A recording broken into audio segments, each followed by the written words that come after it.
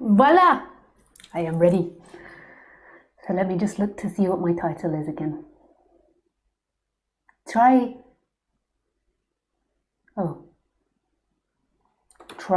Sorry, I misspelled that. Trying to be successful for money or reputation. Should have been trying, not try.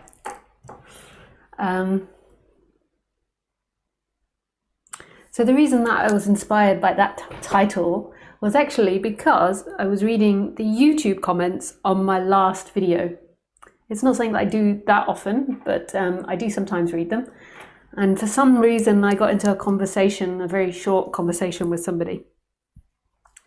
So somebody was telling me that I shouldn't drink on my talks, and that I shouldn't go to toilet, and that I shouldn't meditate, and I shouldn't do baby talk to my dog. That I should try to be more professional when I do my videos. It's not the first time I've heard it. I've heard it many times before. The first time I heard it was when I just started being a speaker. I'd only been doing it for a year or two. And I don't know if this is definitely true or not, but this is what I was told, but that person could have been a liar. But I was contacted by the ex-manager or organizer of Adyashanti. So the person that helped get Adyashanti famous. And they wanted to organize a tour and help more people hear my talks. And they gave me advice on how I need to make better videos, more professional videos. I shouldn't drink in my talks. I should wear certain clothes in my talks, and obviously definitely not talking to the dog. And there were lots of different things. And I decided not to work with them, and I decided not to take their advice. The reason that was because, to me, what's more important when I speak is that I speak with heart, with all my passion, and just open my mouth and let it speak, and just let it happen, and not do it in a way which is about generating an audience or generating money or generating a following. And there are lots of things that I'm aware that I could have done to become more popular, more professional, and I always chose not to do it, not because I think it's wrong, but because that wasn't the way my heart wanted to express. My heart, what I wanted, and also employing people, like I didn't want to employ people because I wanted to have full right to not be about generating money and profit, which most businesses have to be to survive. I obviously need to generate a certain amount of money to survive, but I didn't want that to be the main focus. And I didn't want to employ people or to create this business because I didn't want to feel responsible for other people's livelihood. So if I screwed it up, like if I was too honest or too open or too stupid and people stopped listening, it was just me, just be affecting me. And that's how I decided to keep it like that. And I love that because every day, most days I talk about this, is making me want to cry. I just express my heart. And the downside of that is going to be things like I'm suddenly just going to say I need the toilet or drink my drink or be really stupid, because that's also expressing my heart. It's like not being fake. I'm not sitting there busting for a toilet just because I want to keep the audience happy. To me, that doesn't feel right, but it doesn't mean that's not right for other people. But for me, that doesn't feel right. It feels right to just be myself and just express myself. And that doesn't mean just the character, that means both sides of myself, that infinite nothingness, and then the character, the qualities of the character expressing itself. And that's what I decided to do, and that works for me. I generate enough money to live off. Woohoo! And I think that I'm really rich, although in comparison to other people, I'm maybe at the lower end in the West of the financial spectrum. But to me, I feel really rich because I get to do everything I want to do. I just don't have really high desires or taste for like really fancy hotels or really expensive clothes or going out for dinner or drinking. I just don't have that. I just like living a very simple life. And I love it. And I think that is the best, personally, from my perspective, I think that's the best any of us could aspire for a career or for a way of earning money, is to do it out of love. Because then your motivation and your feeling when you're doing it is love. If you're doing it for money, then it's like you're doing something for a future goal and you have to force yourself, even if you don't feel like it, to do it. I'm not saying that I don't earn money from this, I do, but that's not my primary motive. My primary motive is to express myself. I'm a triple Gemini, and Geminis are known, if you're not aware, for liking to talk. I don't like to talk about things that don't interest me, but I like to talk about things that interest me. So I'm not really interested in a lot of conversations, but I love to talk about what I'm interested in. And also Geminis are the intellects as well. So they like to philosophize, they like to talk, they like to ponder things, they like to be creative. And that's exactly like what my character's like. And I do that and I receive enough energy back in order to survive. And to me, you couldn't ask for anything more. Yep. So to the answer to the person that was trying to help me by recommending all these things that I do in order to be more successful, I know about all these things. I'm a triple Gemini, of course I know about all these things. I suck up information like a straw. And I know that by sharing long videos on YouTube, that's not the wise thing to do. I know somebody edits my talks and puts up short videos, but that's not me. That's got nothing to do with me, even though I know the person and I'm really grateful they do it. It's not because I asked or because I demanded. I got out my cane and I demanded with my guru stick that they did it. They just did it because they like doing it and they're really passionate and they love doing it. And to me, that's really great. I do this because I love doing it and they edit my videos because they love doing it. And they don't do it for money or anything. I doubt they make money from it because the YouTube ads that you get or generate, firstly, I don't think he puts it on. And even if he does, it's a really tiny amount of money that you get from YouTube. I don't think it's money orientated at all. I think it's passion orientated. I love that. Forgot what I was going to say, my point. Yeah, so I know that on YouTube that in order to be more successful on YouTube, you have to make shorter videos with more likes and more shares. And like, so someone like Teal Swan, she does all the ticks. Like I get letters from YouTube telling me what I need to do in order to be more successful. And I do some of them. I do follow some of their rules because I don't want them to just hide all my videos, but I also choose not to. It's got to fit in with what I'm passionate about. So that is that. Now, what does that mean for you?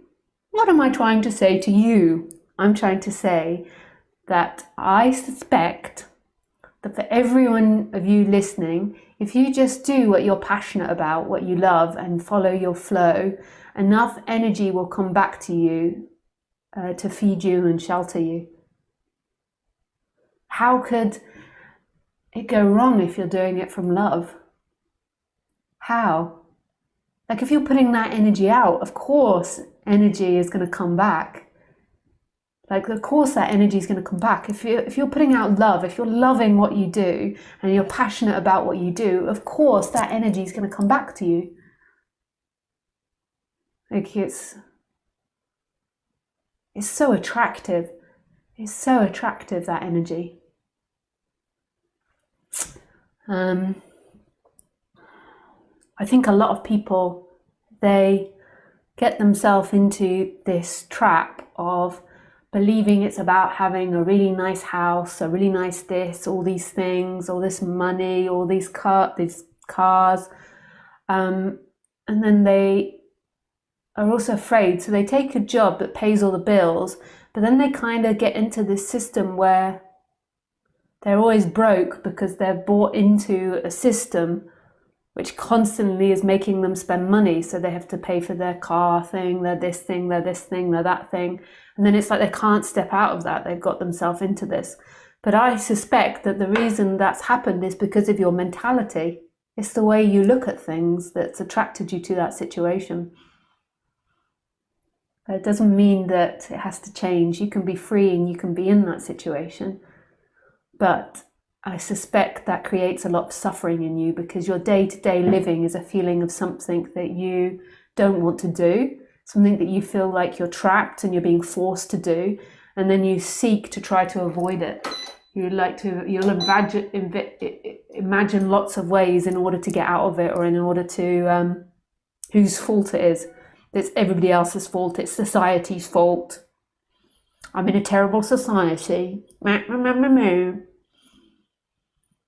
It's my mother's fault. It's my father's fault.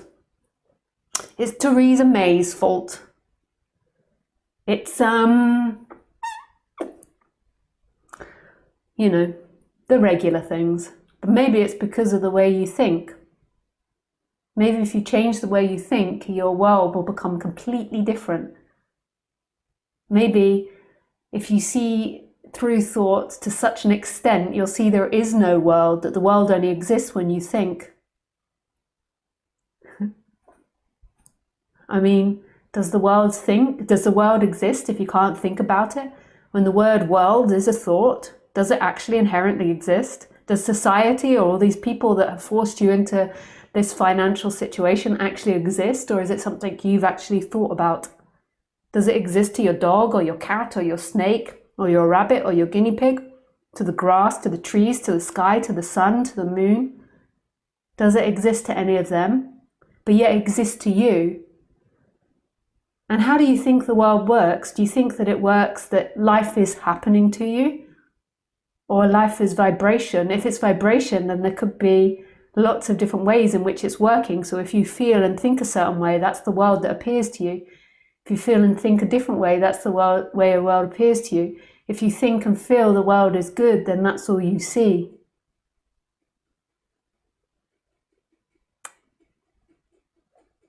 And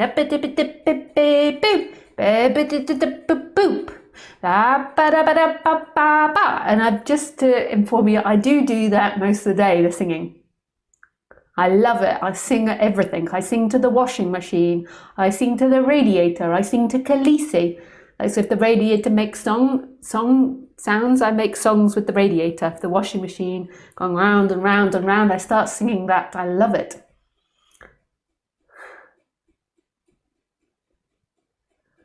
Somebody was telling me the other day they went on a course about changing your neural pathways and changing your limbic system, and they were saying that singing it produces lots of endorphins, and it's a very good thing to do, and it's a sign of someone that's very positive, or it's a sign of somebody that, I'm not sure, that last sentence, sign of someone positive. They might or might not have said that. The other bit, I think they said. I have a very forgetful memory, so sometimes I can't always remember the details. I just remember a feeling, and then I try to express it. I want to be as honest as I can, and I'm not sure if I can always remember accurately.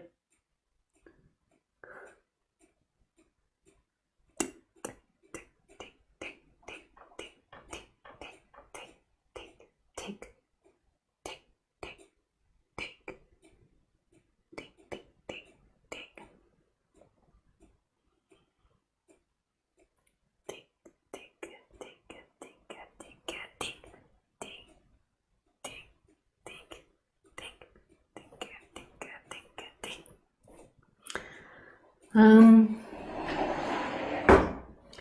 know that doesn't make me seem like a very professional non-duality teacher, and who is going to employ me when I'm acting like a kid that's like singing along to her radiator? Oh well, nowadays you don't need an employer. You can use the internet. Everyone can be self-employed. You can do whatever you like.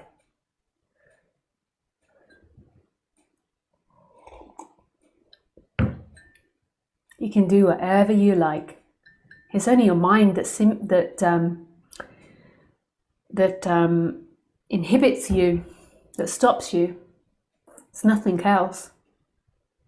Because everything is made up through your mind. Everything else is meaningless. Like this cup isn't actually a cup, it's a no thing. We named it cup. To Khaleesi, that is not a cup. To aliens, that is not a cup. But to humans, we named it cup, and then we put meaning to it. So if we just do it to these basic objects, then think about what it is for these more complicated things of what it is for you to work and what it means to work and produce money. There is no inherent meaning in anything. We give meaning to things. Now, can you change the meaning that you give to things? Because then you're like, okay, I'm going to go in and I'm going to change my meaning. But who is this you? That even can be imploded. And it's a mysterious miracle as to how this happens, waking up happens, because you begin to ask the questions, and it's like fireworks, like boop, boop, boop, boop, boop, boop, boop, boop, boop. The brain kind of, or the person kind of undoes itself, because even you doesn't mean anything. What does you mean? What does you that's in relationship to me mean? You made up all those words. And then you think you're lower or higher or better or worse or poorer or richer, and all of those are constructs which you live in and you believe is you, and then you're operating to a world which you believe is real, and you're existing inside the body, operating in relationship to a world that you've made up. So if you feel like a victim, then you're always seeing perpetrators everywhere. If you feel you're really successful, then you're always seeing success everywhere. It doesn't really matter what you see, but if you see negative things, then it's going to be painful for you. If you see positive things, it's going to be pleasurable for you. And then if you're really, really, really fortunate, you get to see that you doesn't actually exist, isn't actually something, that you are everything, that as you begin to forget words and everything you've been taught, you see that who you truly are, the experiencer, is everything and nothing. It is everywhere and nothing. That you're not a character going in time. You're not a person that you believe yourself to be. You weren't born on a certain day and die on a certain day. That's what you've been told. You're something much, much more than that. Much greater than that. Well, you believe you're that, then you have to have a happy life, and you've only got these years in order to be successful or happy or do this or do that, and you're always living in past and future, where you've been and what you've got to do. That's not who you are. That's a stressful world for most people. That's a world where you have things and lose things. You get it and you lose it. What else is there? However, in that world, telling yourself hellish stories is hell. Telling yourself heaven stories is heaven.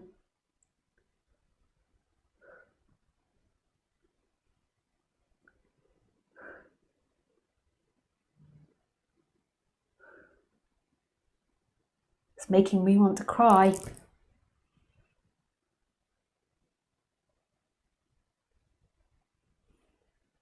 I just saw, okay, so it just came up on my screen that somebody just donated me 70 euros. A little mail came up and I saw it. And it just really touched me, because all I do is express my heart. And enough comes back in order for survival. And I trust it. And I keep going at that. Just expressing the heart.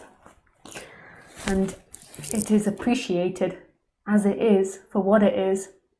And it touches me that other humans see that beauty too. It's not the beauty of me, it's the beauty of expressing heart. That's so beautiful. It's all you need to do. Can you imagine a world where everyone was just expressing the heart?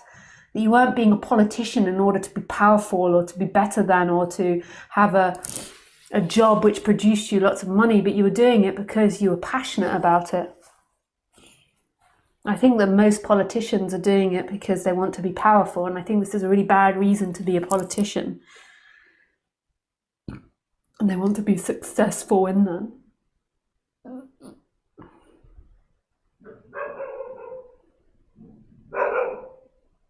Khaleesi's doing her little job, and she gets paid for that. I give her food. She does her job. She's informing humans and other animals of the boundaries of the property. She goes round, she puts pee, and she also barks if people come too close to the property, just to inform them that this belongs to Khaleesi and Lisa and that they live here and that you are welcome, but you have to respect the boundary. Respect the boundary.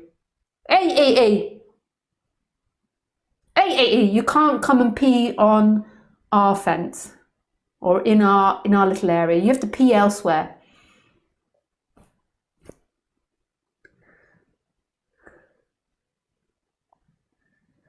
Yesterday, I was trying to speak to my neighbour in French, and he has the most amazing lights up, the most amazing Christmas lights, and I try so hard to speak to him.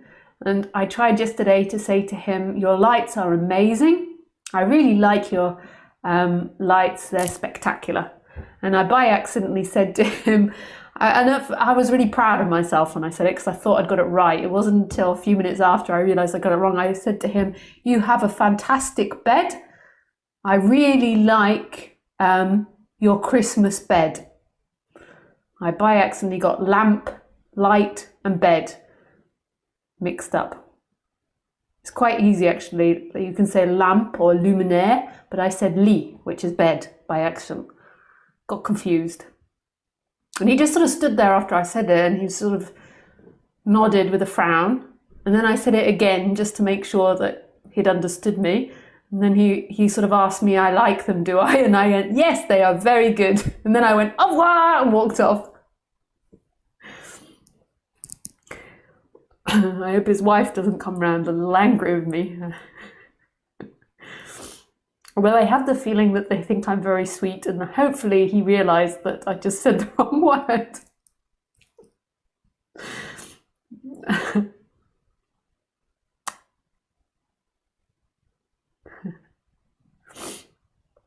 Oh dear.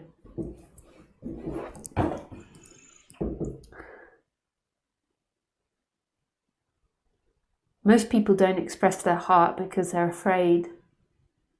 And that fear keeps them in doing things they don't want to do, and then keeps them in seeking to try to find relief in time. There's nothing wrong with fear, but a lot of people are trying to escape the sensation of fear, so they do things they don't want to do.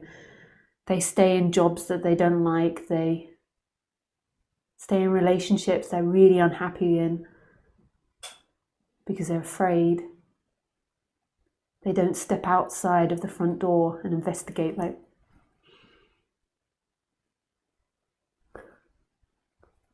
they don't step onto the moon.